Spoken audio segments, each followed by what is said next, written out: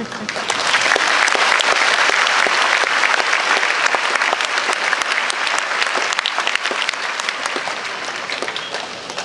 know, Tim, as people grow up, they hear and they learn a whole lot about heroes. In your opinion, what constitutes a hero? And maybe share with us who some of your heroes.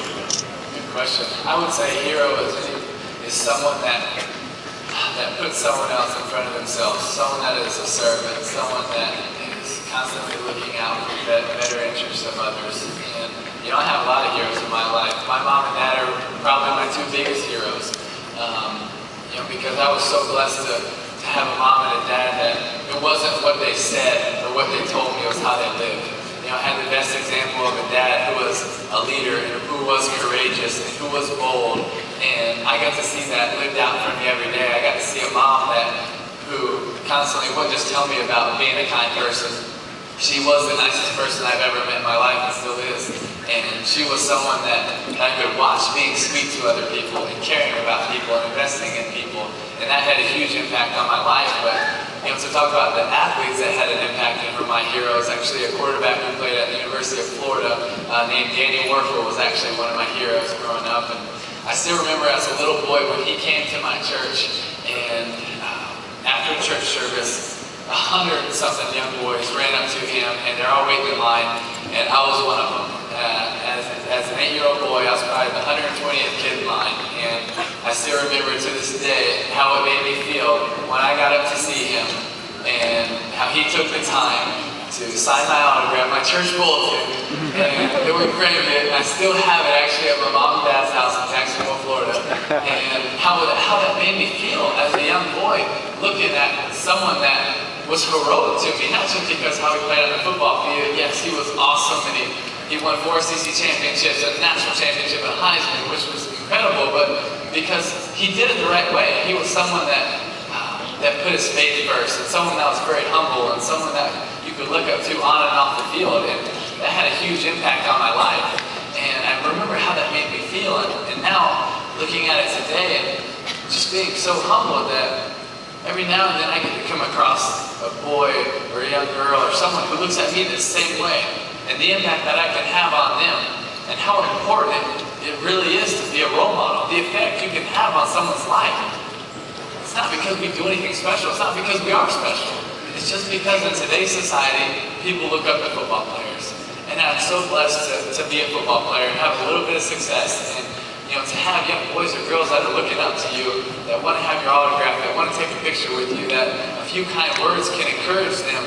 It's an incredible responsibility that I really take seriously, and you know, it's something that I'm very passionate about. It's also something, like I said earlier, that is frustrating because you have so many athletes that say, you know, well, I'm not a role model. Yes, you are a role model. You're just not a very good one. And that is frustrating because you think about if some of those athletes took advantage of their platform, this world could be a very different place. And you know, I'm so thankful.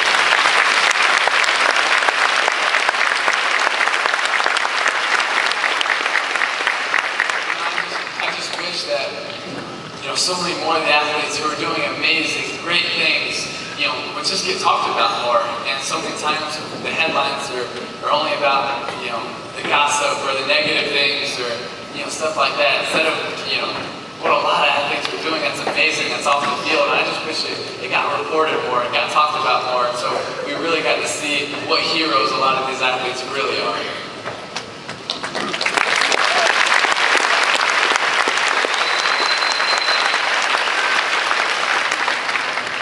You know, tonight you've shared a lot about your family. You've mentioned them several times. Do you mind sharing with us maybe how that support that you've always had from your family has helped shape your life? Absolutely, that's been so big for me. Having that, you know, that support that I knew, no matter how I did, whether I threw 4 touchdowns or 4 picks, or was the hero or the GOAT, it didn't matter. I was going to come home and I was going to be loved the same way, and that's huge. When you're young and when you're not so young, when you're playing for the White Sox and Coach Langley as a 4-year-old, or you're playing for the New York Jets, it's still huge to have that support where you know those people are going to love you no matter what. And ultimately, I think it takes a lot of the pressure off, to be honest with you. And that's been huge, is having that a close-knit family and people around me, not only my family, but close friends who have always been there to support me in whatever it is that I've done, whether that's been on the field or off the field, and that makes a huge impact on someone's life. When you have someone that believes in them, that someone that cares about you, someone that has your back no matter what, it can truly change someone's life.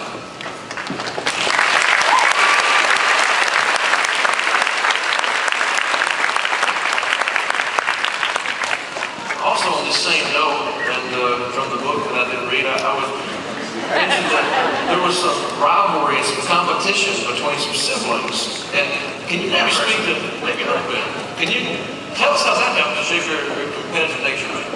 Well, I mean, I had 2 older brothers and 2 older sisters, but especially 2 older brothers definitely beat up on me a lot until I grew up a little bit. No, but it was huge. How competitive our family was, it was incredible. Like I said, my mom is the sweetest, nicest person I've ever met until you play like Monopoly or Risk or something. Then it really comes out. And we have a crazy, competitive, intense family that, I mean, like Christmas time when we get together and we play games, it's not a good thing to watch. It's very competitive, and every year we'll have like our Tebow football game, and we'll have friends that come over, and I still remember it. And we're getting ready for the national championship game I was talking about a little earlier, playing Oklahoma. And we had like 3 days off, and so I go home and I'm hanging out, and we have our Christmas football game, and I just remember standing on the sidelines thinking, this might be more important than the actual national championship. I wasn't playing in it, and so I'm just like, we have our friends and our family, and it's so intense when they're playing. I'm just standing up to the side, and I'm like, maybe how about I just be all-time quarterback for a little bit, and come in and play. They're like, no. All right, come here. And so I start playing, and then next thing you know, one thing leads to another, and I'm sweaty, and there's grass stains, and we're just playing all-out tackle football in the yard. It's back and forth, and it's a crazy game. And I just remember thinking afterwards, we were running to go jump in the pool. I remember thinking afterwards, wow, that was really stupid of me. Could you imagine if I got hurt? What am I going to say to the reporters? Oh, so why did you get here for the national championship? Well, we had our Tebow football game. So, that's just, that was our family, and it was awesome growing up, and it meant so much to me.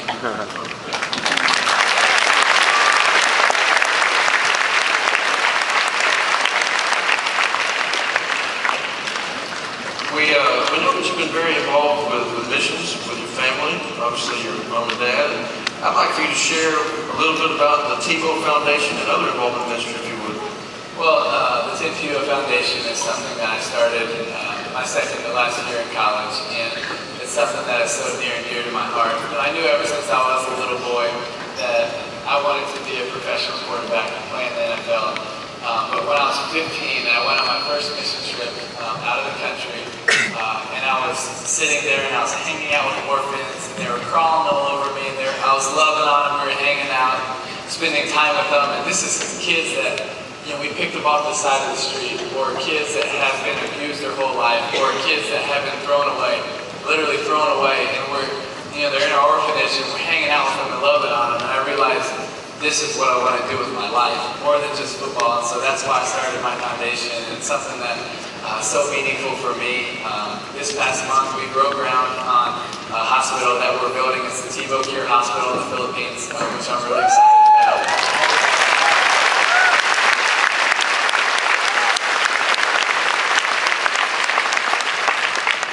We're in the process of building 18 Timmy's playrooms, 11 of them here in the United States and 7 of them in third world countries. And we partner with hospitals, and we build a Timmy's playroom sidearm for kids that are terminally ill or dealing with long-term illnesses.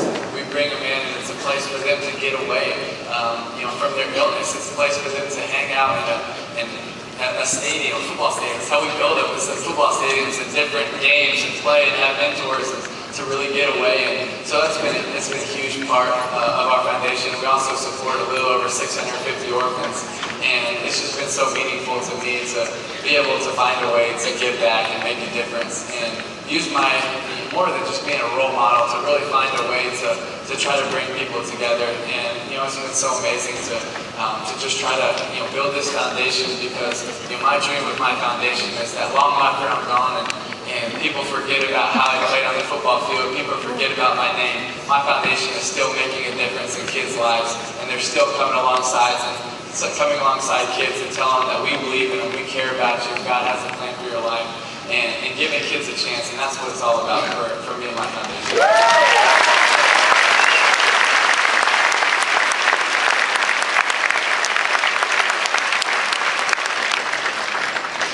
On a much lighter note, professional football player, author, good author by the way, foundation going. What does Tim Tebow simply do to relax and have fun? Good question. Honestly, I just hang out with friends and family, and just be normal. I don't really enjoy the lights or the glitz and the glamour. That's not really who I am. I grew up on a farm on the west side of Jacksonville, and that's who I am. And it's just enjoying friends and family, and just going out and hanging out, throwing the ball around, being normal, watching movies, just being a normal 24-year-old. And that's honestly what I enjoy, is just getting a chance to just be myself and hang out and have a good time. And sometimes it's hard to be in those positions where you can. But I'm so blessed to have so much support around me that I can really, find ways to get away and just relax and just be who I am.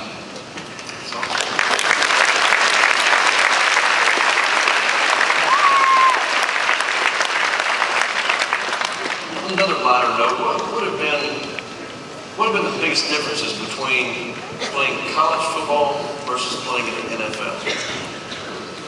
So many people say it's the speed of the game, and when you play in the NFL, I don't really think that's the biggest. You're playing in the SEC and then in the NFL, I really don't think that's the biggest difference is the speed.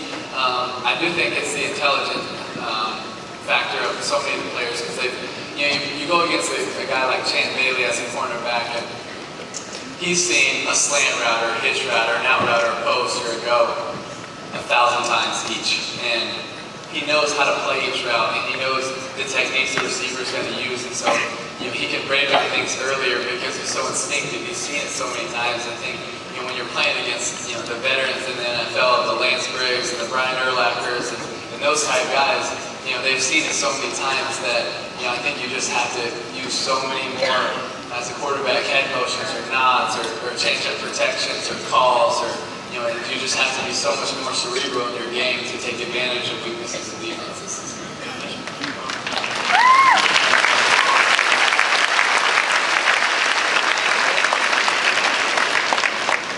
Tim, we're actually coming to a time where we're almost through asking you questions, believe it or not. And before we get to our final question, I'd like for you to spend a few moments on. I'd like to personally say, and I'm sure on behalf of many people here, how much we appreciate your attitude and your stance that you have with your faith and the way you represent yourself.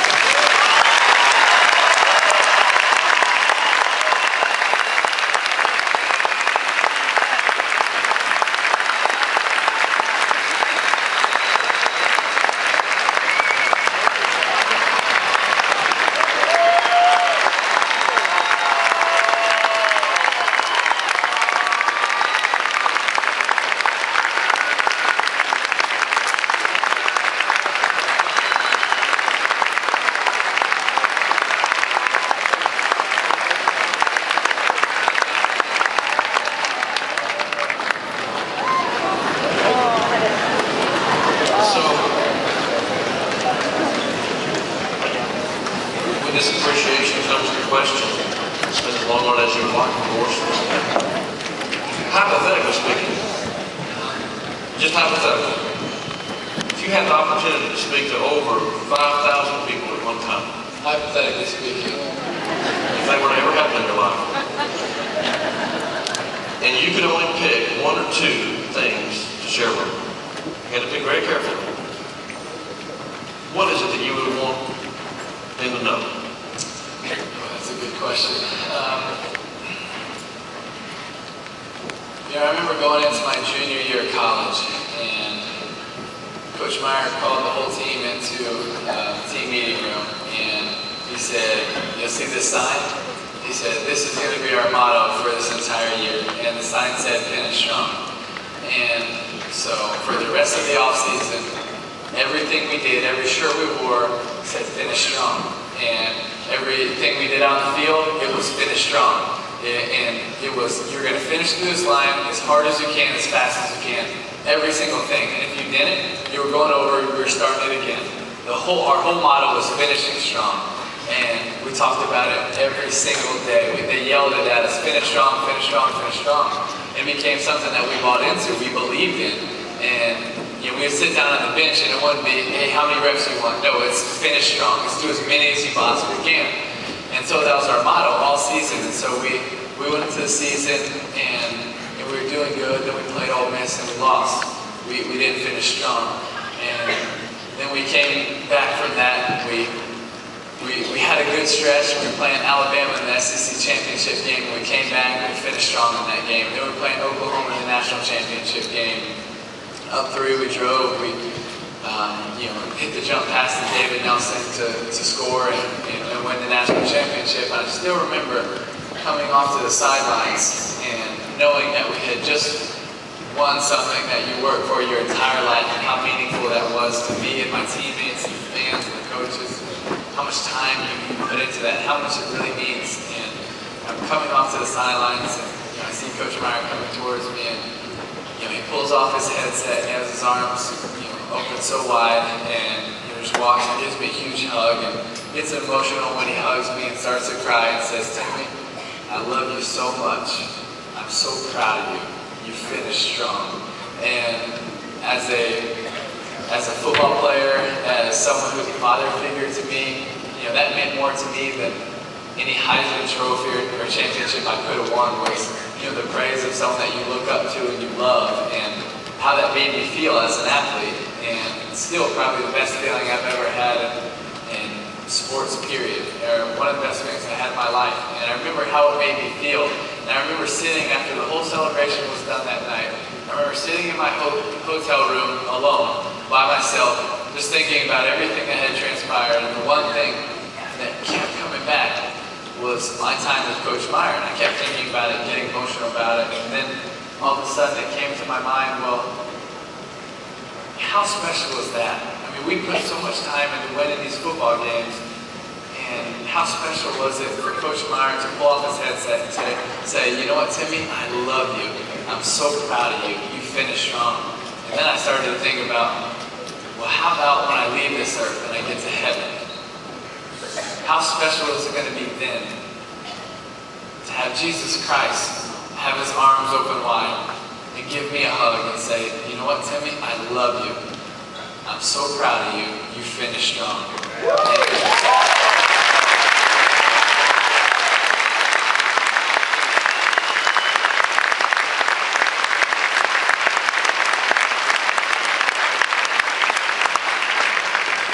Started thinking about it, and that becomes overwhelming to think about, what a daunting task, how hard is that going to be, and then I thought, you know what, I already am serving a God who sent his son to die on a cross for me, and I've already read the back of the book and we win. How amazing is that?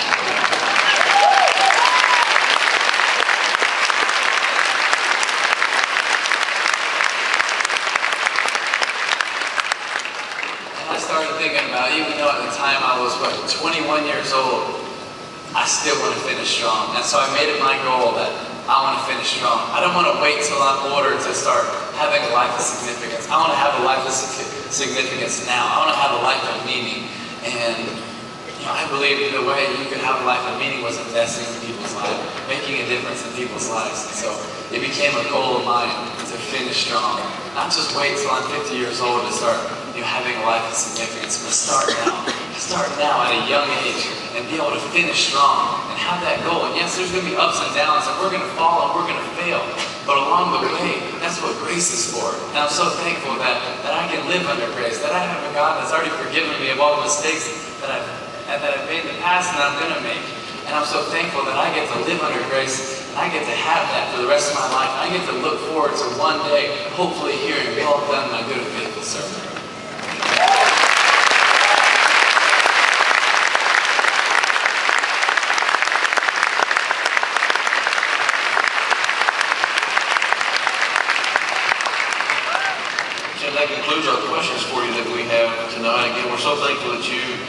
chose to come to Grace County High School. We know you had other options. It means the world to us that you came here to share with us about your life and your testimony, and we're so proud of you.